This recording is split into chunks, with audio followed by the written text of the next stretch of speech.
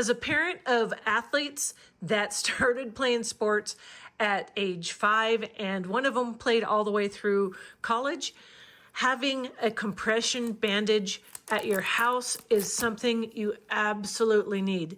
And not just one, because trust me, they get injuries that sometimes are several injuries at the same time.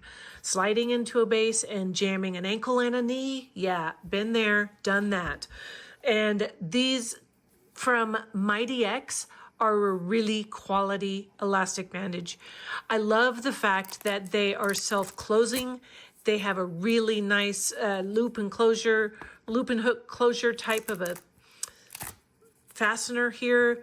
And I love that they have a lot of elasticity to them, which makes it so that you can make the compression at the level that you need it. And that is super important as well. These here are 4-inch wide. They come in 2 inches, 4 inches, 6 inches, you name it. They've got all kinds of different sizes, and they also come in different quantities.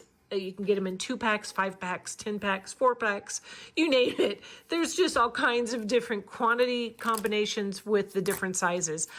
I love that this particular one is the most common one we used in our home. It's 4 inches wide, and when you unroll it, it's about 5 feet long when you have not stretched it out. It will stretch who knows how much, because there's so much elasticity in these. So it's something really easy to use. Most of us have used one before, and if not, we've seen one used.